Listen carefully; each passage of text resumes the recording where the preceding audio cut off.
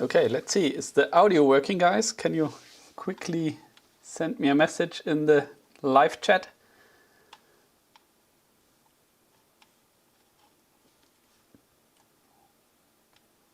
One, two, 1, 2. Nobody knows. Maybe the chat has frozen.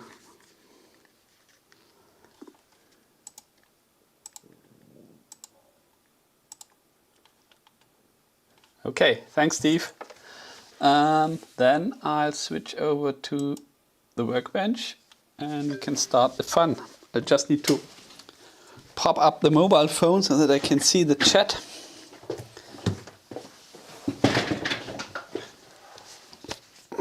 One second.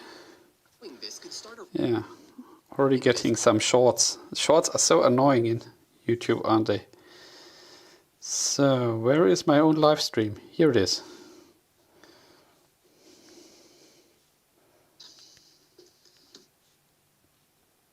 Pause it and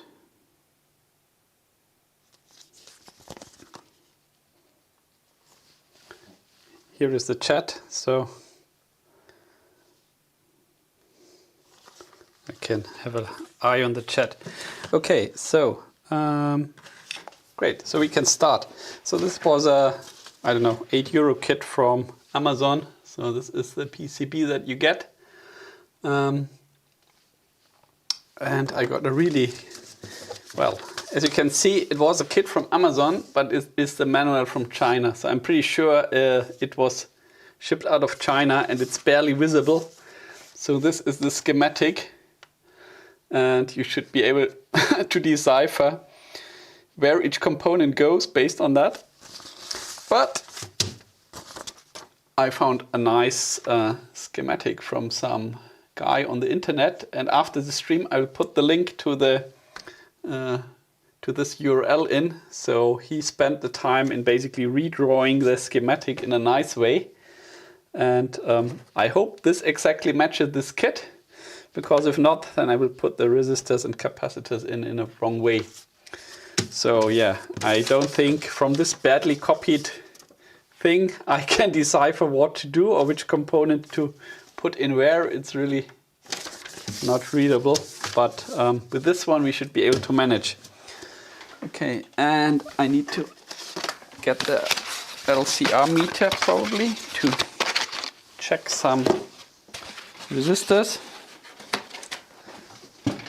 And where is the board where I put my PCB? Ah, the board where I clamp my PCB still has the peak hole circuit. So let's disconnect that. and get this. And we are ready to roll. And I still haven't got a second monitor here in front of my workbench, so if I'm not answering your comments immediately, that's because I just can't see them yet. But now everything's working. Fantastic. Okay, so I guess, well,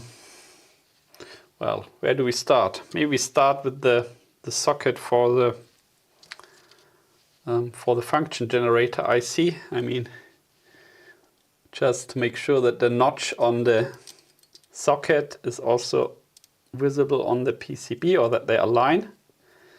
Then I can just solder in the socket. And I made use of Amazon Prime Day, and I got a new holder for my camera. So the camera is now a few more centimeters up, so you're a bit further away. But that also means that I'm not banging my head every time I solder something. So I hope that will improve. And yeah, the first thing you do is usually you tack one pin and try to get the socket to sit flush. So maybe one on each side. And yeah, now we can, let me show you, we can do the other ones. So I'll just get it into the holder here and do the other ones. And yeah, I was thinking, should I get a proper, well, a bit more sophisticated function generator,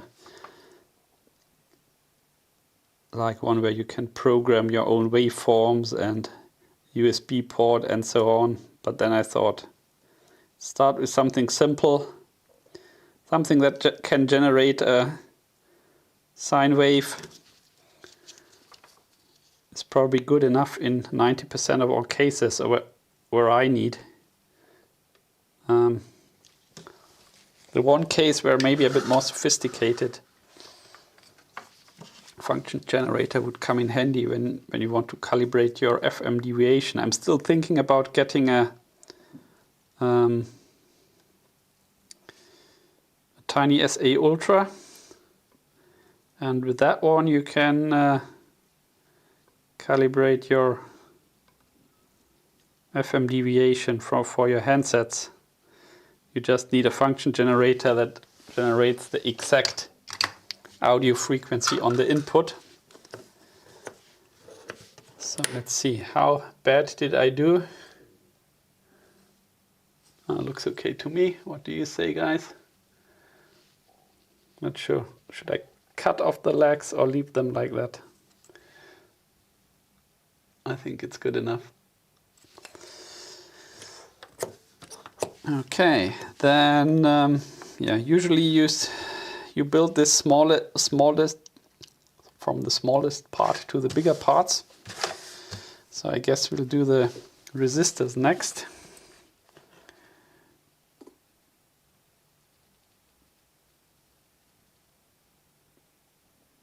Yeah, Rosin Flux, you're right. I'm a bit lazy today. I have it here.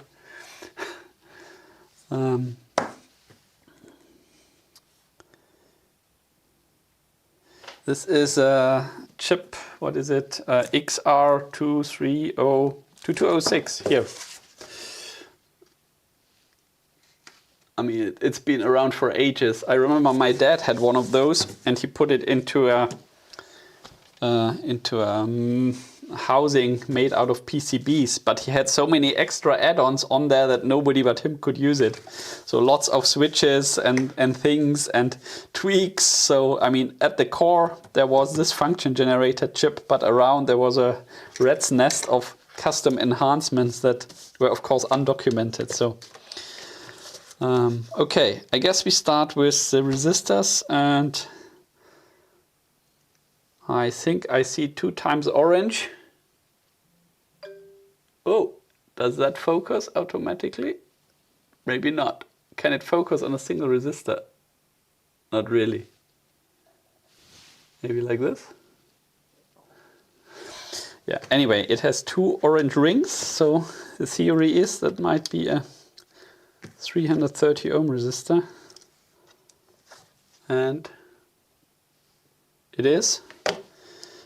So if this schematic is right, that should be soldered in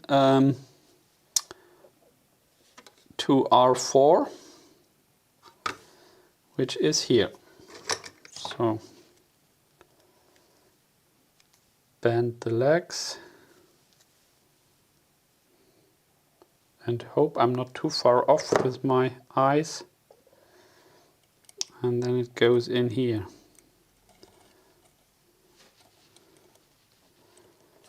I think maybe, yeah, maybe I check one if it is going to the right pins. You cannot really, let's see, can I count that?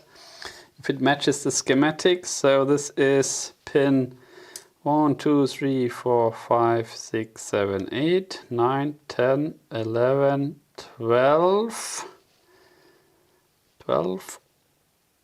13, 14, 15, 16, 12 and 13. Not sure.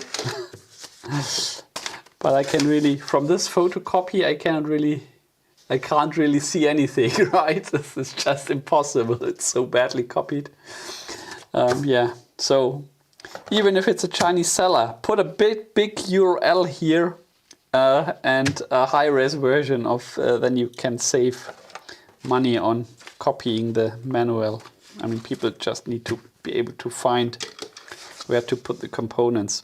Or change the silk screen, yeah? Put on the silk screen 330 ohms, then it's also easy.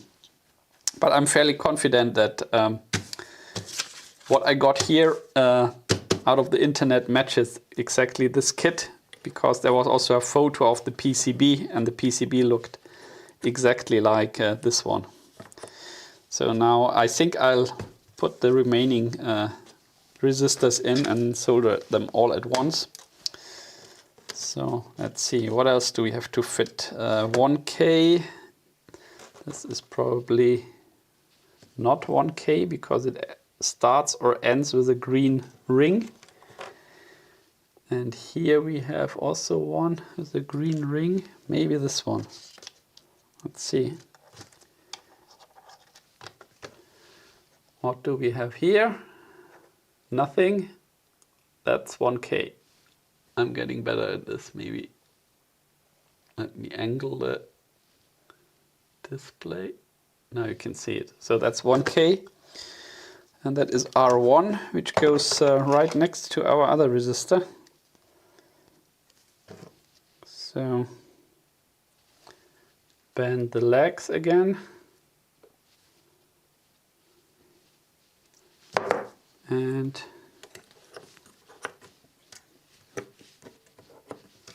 put them in.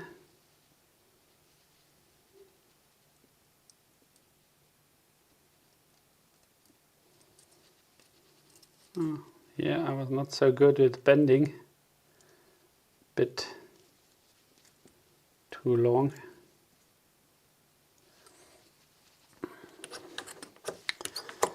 Okay, and the other 3 resistors is all 5.1 kilo ohms, I think. 3 times 5.1 kilo ohms. Oh, that's not so difficult as a kit then. Let's see. 5.076, and the other 2 should also be the same or similar, because they also have the green ring. Interesting that I got metal film resistors in this kit. That one is a bit higher, but all within 1%. Okay, so R6 goes across here.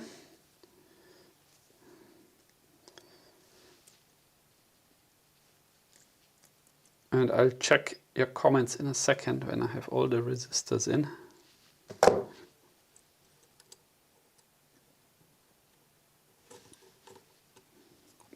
Number 1.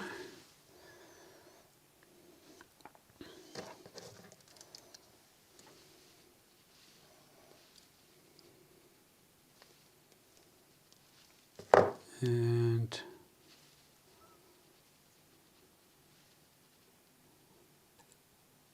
another one. Come on. Okay, that was not so well bent. And the last one.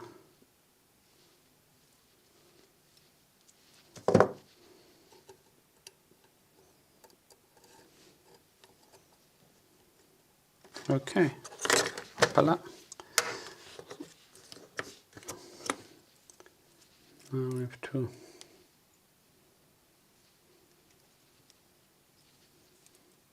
solder this in and avoid the resistors falling out again. Maybe like this. Okay, let me quickly check your comments, questions. Nothing.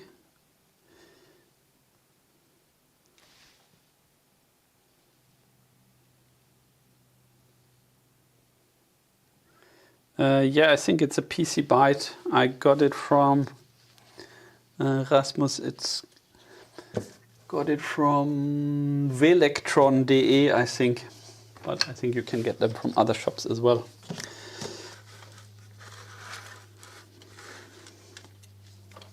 I mean, I'm using it because that's the one I have. I don't have one of these third hand with the crocodile clips. So I'm using what I have. And I'm pushing a bit from the bottom while I solder the first pin of the resistor, because if you see, here it's already dangling around and falling down. But if you bend the legs too much, then it's also not nice to, you know, cut off the excess. So you have to be a bit brave and try to not burn your fingers. Am I in frame? Yeah. That's also a benefit of having the camera a bit further away. I'm not slipping out of frame so easily. Okay, I think we can do the other side of these two.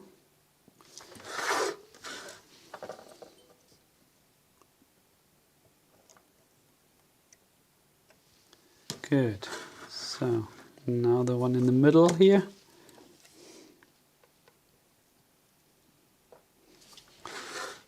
Yeah, I don't really need flux for this board. It's pretty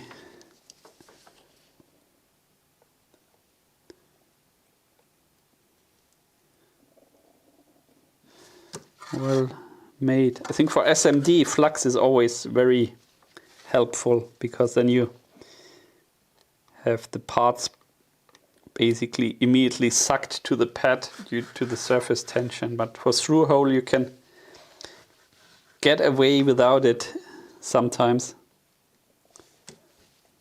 And I'm using leaded solder here because I'm lazy. So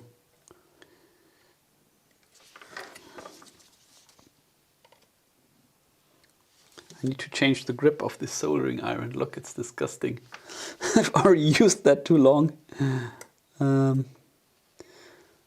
Somewhere I still have a replacement hand grip that you can get on and off.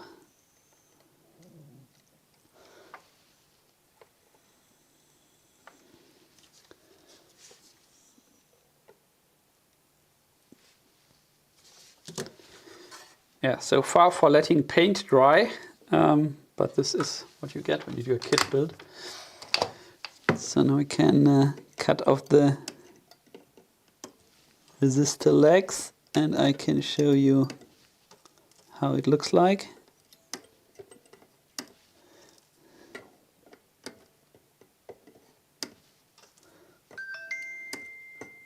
Bling bling. Discord message from somebody. And well, not my best bent resistor legs, as you can see, but it'll work.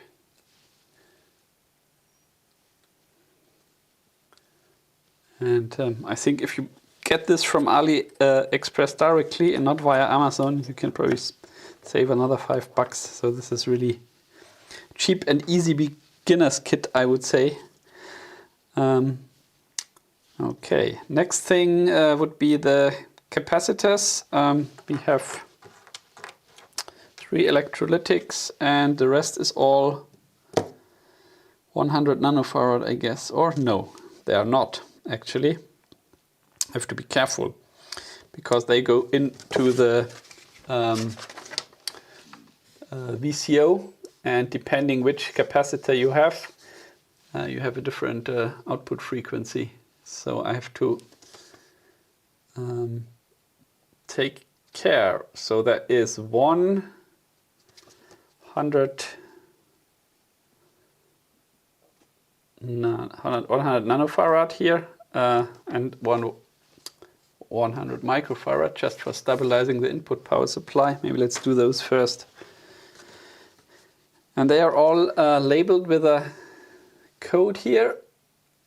So this one says, oops, 104 222, so that's probably 220 something nanofarad or 2.2 nanofarad.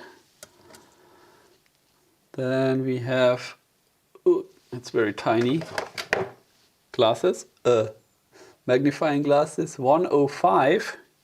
That might be our 0.1 microfarad. Cat hair as well. Sorry. This one says 101. And this one says 473.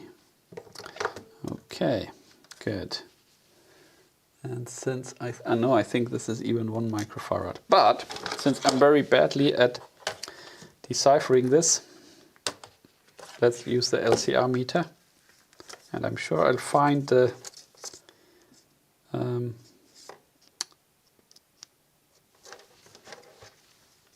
right one. Oh, it's in resistor mode. That's not good. Now I should switch to capacitor mode. Huh? How do you switch this thing? Capacitance or automatic?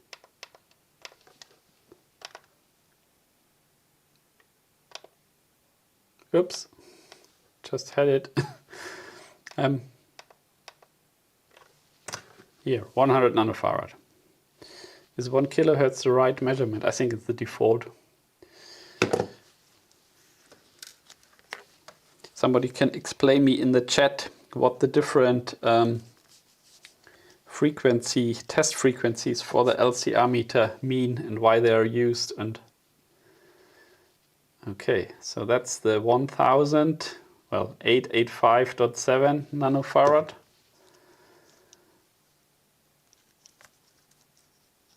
Right.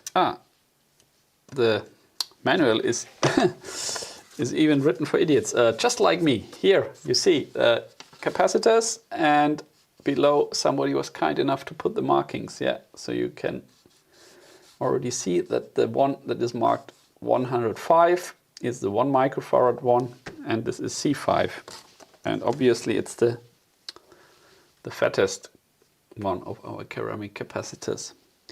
So we can put this where C5 goes, like here. And I'm bending the legs outwards from the bottom. Then we can take C6, the 47 nanofarad with the marking 473. That's this one. I'm not sure if the camera focuses. You have to tell me if there's anything visible here. Anyway, you have to trust me, it says 473, and that's C6.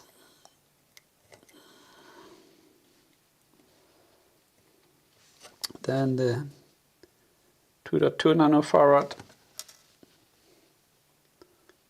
is here, 222 is C7.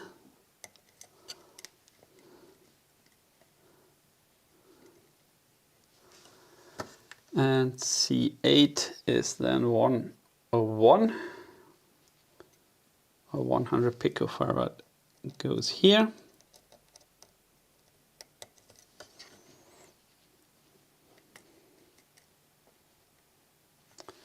And the remaining one must be then our 0.1 microfarad, which goes, where's 2? Here. Good. Let's also fit the electrolytic capacitors. So the ceramics are non-polarized. You can put them in however you want. Resistors, of course, as well. But with the electrolytic capacitors, you have the marking here. And here they have marked the negative end. So there's a minus on one. And it's also usually the shorter lead. So when you see here, bad contrast, let's see. No, let's put it like this. You see one is shorter, one leg of the capacitor is shorter than the other, and that's the negative side, or cathode. So that is the 100 microfarad. And on the PCB, I guess that is marked like this. Let's double check.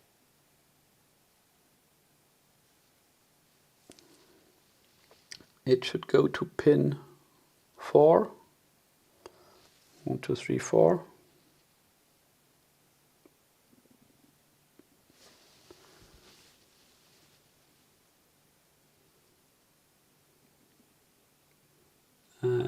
I'm not sure. Looks to me as if it goes to pin 1, but right. Anyway, since this is the power supply,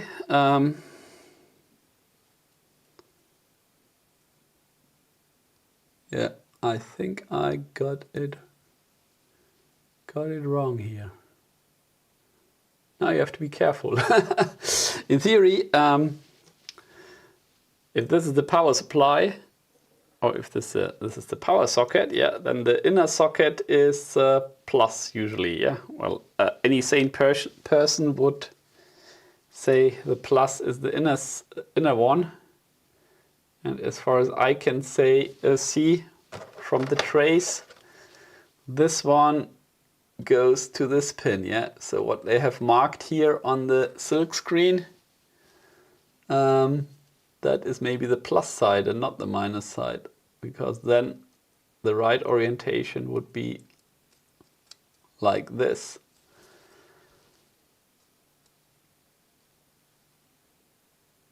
And that, okay, you cannot really be sure. Yeah, what do the Chinese think when they build this kit? Yeah, let me have a look again. Where is? No, I got it wrong. Yeah, see, I got it completely wrong. There is a big ground lug here at the bottom, so that's minus, and the plus pin is here at the back. And then there might be even a switch. So when you put in the plug, then the one here at this one might be a switch that opens. So I got it wrong. Plus is this one at the back. And now I can just use the multimeter in diode mode. Usually I put a minus or a plus on my PCBs, but let's see.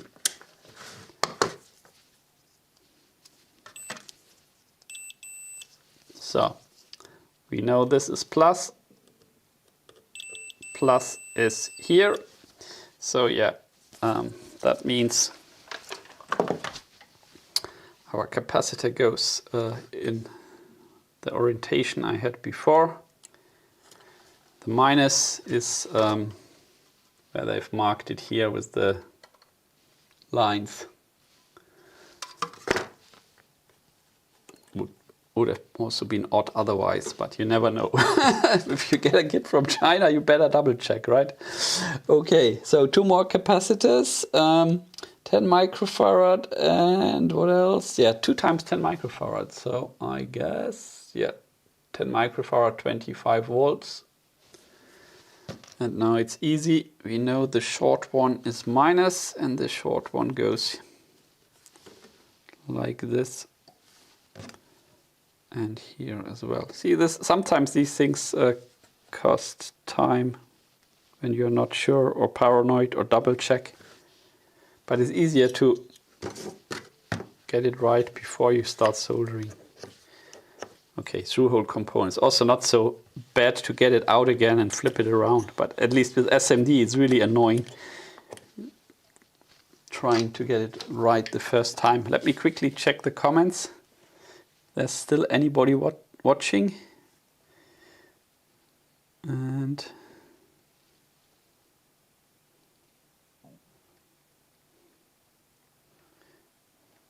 yeah, leaded solder. I can buy leaded solder at eleshop.eu. That's where this rule came from. Danger! You will die immediately when you touch it. No, you won't. But I mean, if I would be a professional repair technician, I definitely want a solder fume sucker. But for the hobbyist who does it once every 3 or 4 weeks, I would not be too worried. I checked the AliExpress offers and the Amazon offers on solder fume suckers. They all like, yeah, this thing works, but it's ridiculously loud. And do I want to buy it? Maybe it's time to check Thingiverse. There's probably somebody who has built a solder fume sucker with some Noctua fans. So it's not noisy and does the job.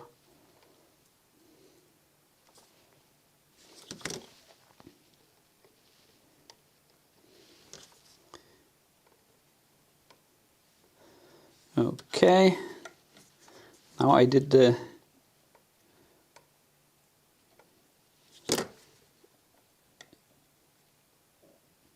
electrolytic capacitors first.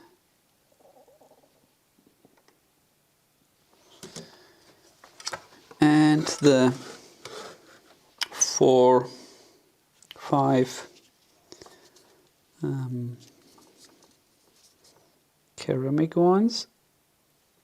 I think there I have to check that they don't go in wonky. Yeah, there was another 2 or 3 millimeter where it was hanging out from the bottom.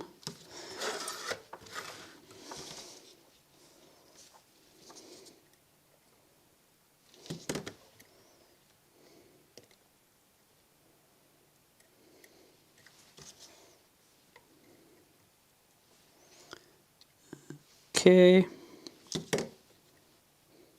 it's really nice that you get proper PCBs with solder stop and silk screen now, even for cheap kits like this. So it's actually a very nicely made PCB. Can't complain there.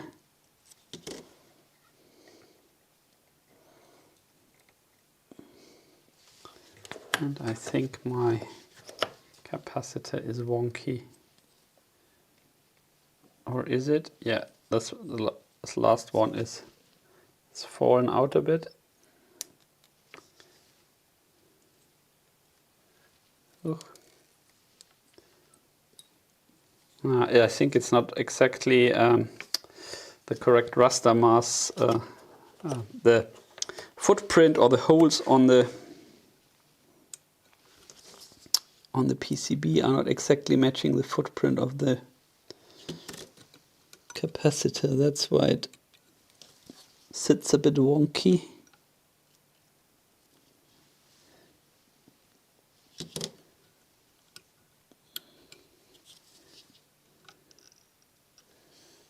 I think, yeah, one needs correcting, but I'll first cut the leads of the others, and I have more space to wiggle and adjust.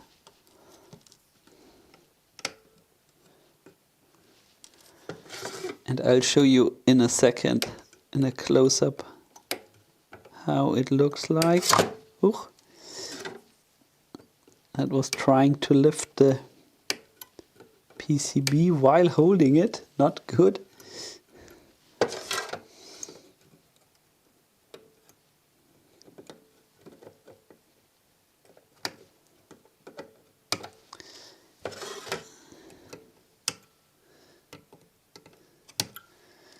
And I still haven't restocked on IPA to clean up the resin. That's something I should probably do before I go to bed. Hit the order button on more alcohol to clean off the PCB.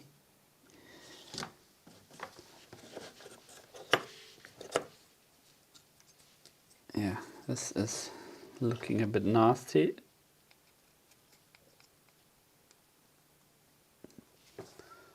But I think now we can live with it. Maybe a bit more.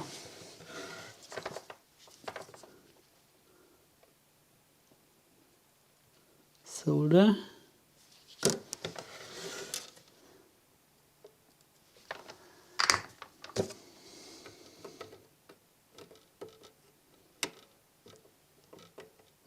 What time is it?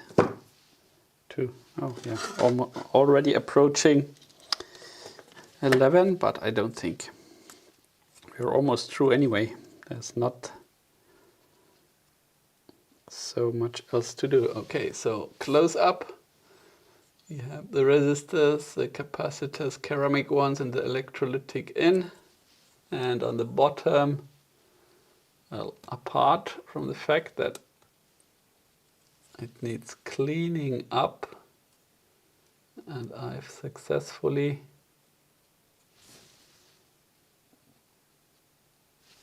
scratched the silk screen here on one side, like here. Don't know what that is. Let me check.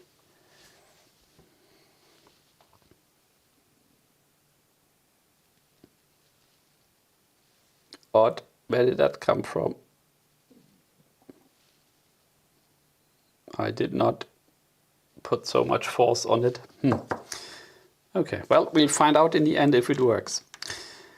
I think I'll go with this pin header now. This is for the jumpers where you can do the frequency selection.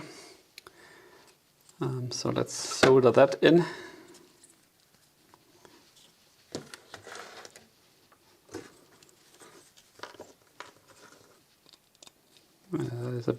That needs a bit magic. Push it in on the right side and tack it on the left side in order to not fry your finger. Good. Let's do the same with this one. This is for selecting between, I think, triangle and sine output. Not sure why anybody would want triangle, but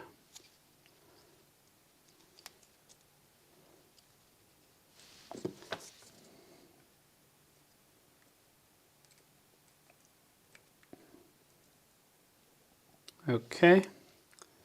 So that is one pin tacked, and now we can do the other ones in the holder.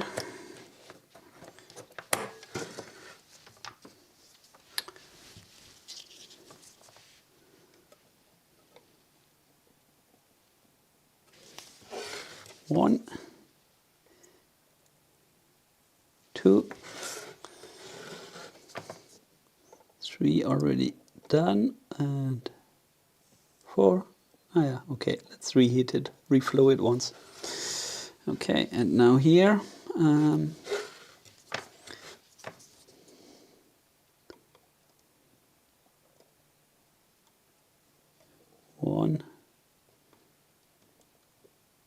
2,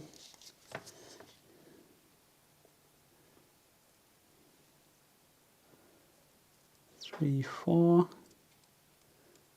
5, 6,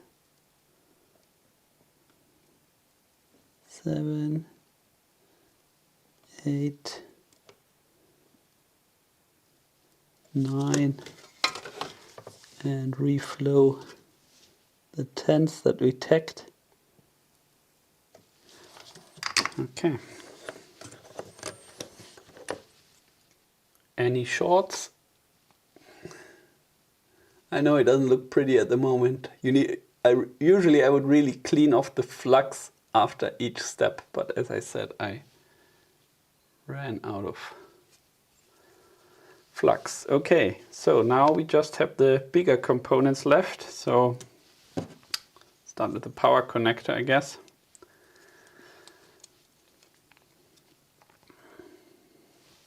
And this thing also came with a acrylic laser cut housing, which I probably don't fit at the moment. First we should test if it works before we put it in a housing. So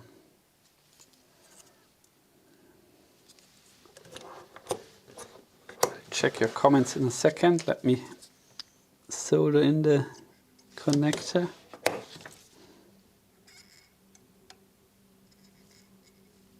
You need a bit of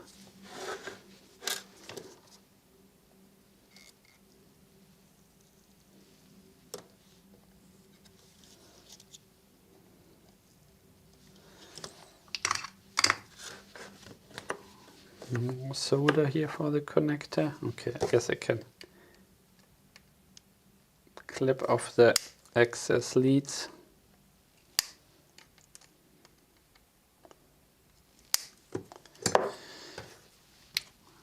Next one is at the output terminal. We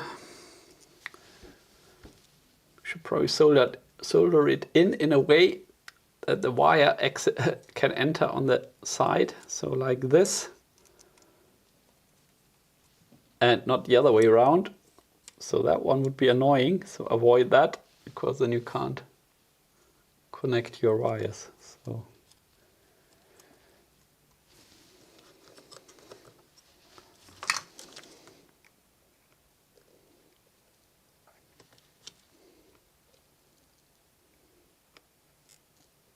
sure if I'm in frame now. Yeah, I am. Amazing.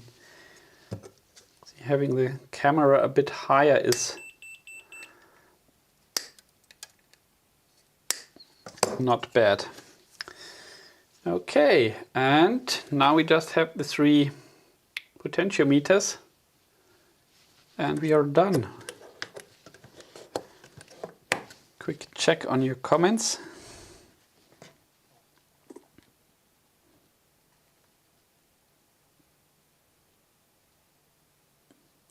What am I planning on using it for? Yeah, well, I think it goes here onto the desk together with the ASCII frequency counter. And sometimes when you build stuff like, microphone amplifier, or it's good to have a that simple audio function generator on your desk.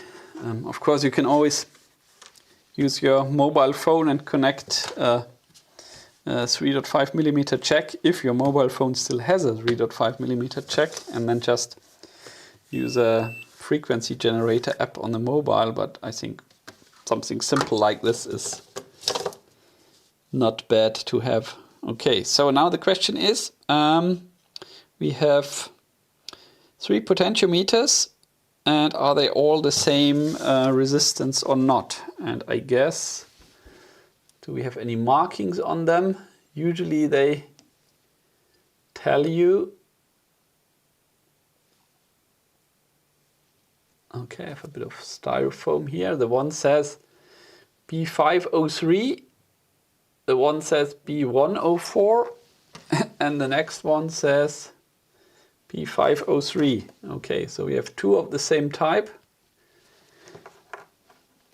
and one that says B104. Since I don't know the manufacturer, I can't check the data sheet, so we'll use the LCR meter again. Usually they have it printed on the side, like 100K or something, but those are pretty anonymous. So we'll just connect here the left and right, and then it will tell us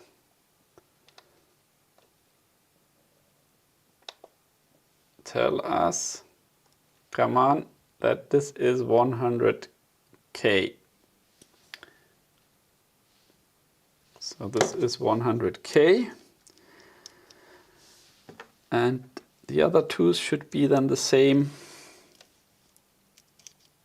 value. Let's check that. That says 46K, so I guess that's a 50K trimmer, and that should be the same one then, also 50K, well, 45.64. Okay, so 250K, one 100K trimmer. And which one goes where? Let's see. The 100K one is R8 and goes here. Okay. I guess we'll solder it in. Yeah, well. Well. Again, you have to hold it with one hand and tack it with the other.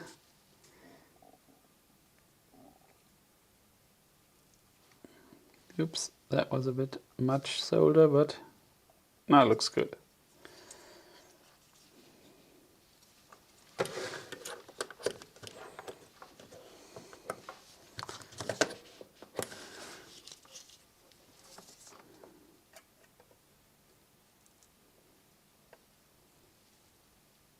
Okay, so that was the connector pins, and now the big, yeah, you have to, there goes my precious leaded solder in this huge hole that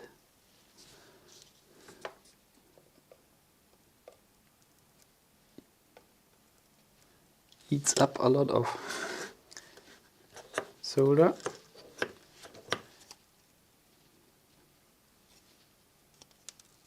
Okay, not too bad. And the two remaining ones, R7 and R2, should both be 50K, and they are. Aren't we lucky? So no parts missing. The chip is sitting here on the side, and I didn't put it into the socket yet. So, but the wires are a bit bent, so we have to unbend it. Yeah.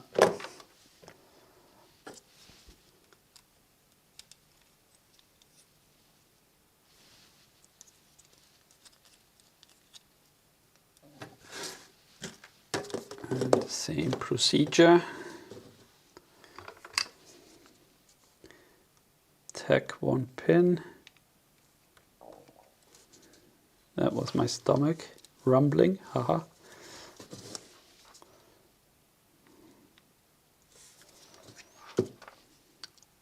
Okay, let's tack the other one as well before we fix it in place. Better potentiometers than the last time when I built the Bluetooth amplifier. That was really a terrible potentiometer, but these are actually quite nice ones. So And it even came with knobs. Look, they even gave me control knobs and a case and the IC, so can't really complain for €8 plus shipping. But of course, if you go the AliExpress route, you probably get it for $2.50, which is still completely mind-boggling. This strange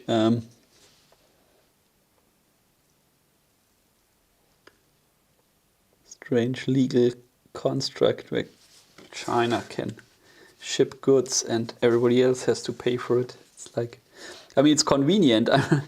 For hobbyists, it's convenient, but one wonders, right?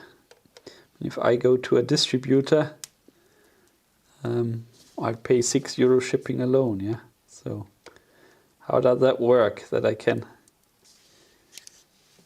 get parts from China? I pay €2.50 and they are shipped over from China and end up on my doorstep. I mean, somebody has to make a hell of a loss here. Okay, now a soda fume sucker would not be too bad, right? But we got it all in. Can clip the excess leads a little bit.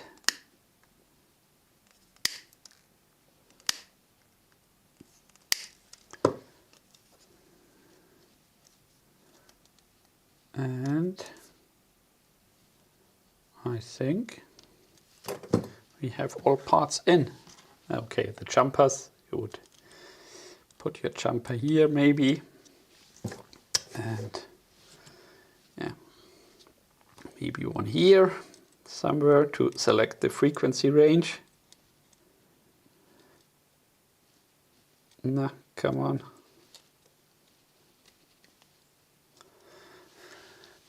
Okay. And we could also put the chip in now. Should we do that? Or should I do it after cleaning the PCB? Okay, let's, for completeness, let's put the chip in as well. And I'll probably give you a YouTube shorts where I show you if it works or doesn't work. I'm not gonna test this right now. Yeah, the legs here on the chip were also bent because it was all tightly packed into a plastic bag, so to unbend a bit. And I'm not sure if this is the authentic function generator IC or if this is some clone. As I said, this has been around for decades, so maybe that was already copied and cloned. Yeah, now we just have to put it in the right way. I was just wondering, is that dimple here the indicator? But no, it has a proper notch here at the top. So I would say this is how it goes in here. But I have to maybe bend the wires a bit straighter.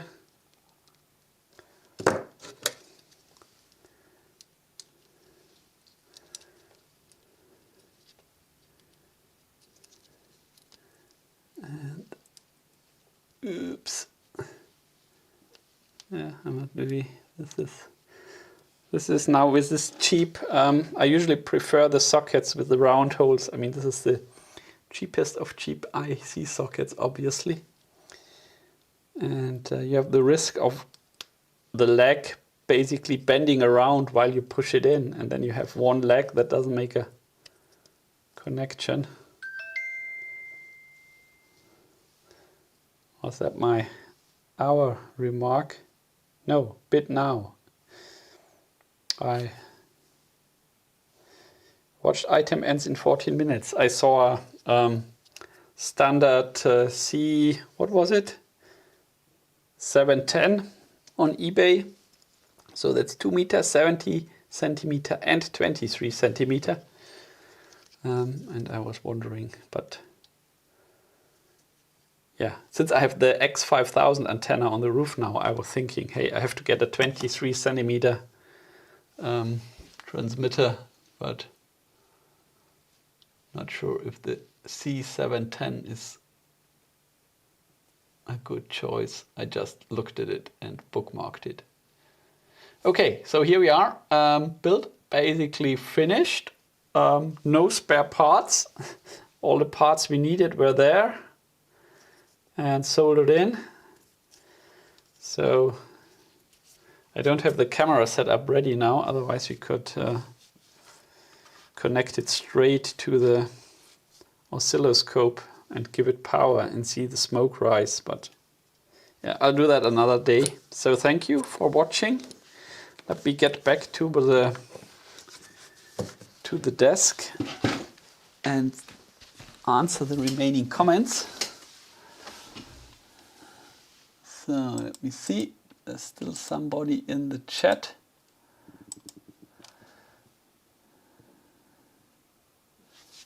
Yeah, as I said, yeah, Steve, you're right. See, with AliExpress you can shave another €5 shipping off, but it's a miracle how that works, right? Okay, that was actually a nice kit. So, well, the only complaint that I have so far is that the printed manual is completely undecipherable, and you have to find the description somewhere on the internet. Yeah, I'll clean up the bottom and then give it a try and maybe make it a 5 minutes YouTube shorts to show you if it is working or not. But in theory, it should work, I hope. So thank you, everybody. How much time did that? Wow, that was not too bad, right? So we didn't even take the full hour. We are at 55 minutes or so. Okay. Then I guess I'll end the stream and say thank you. Maybe switch to the overview, and yeah, see you next Sunday in the European Ham Radio Show. Bye, everybody.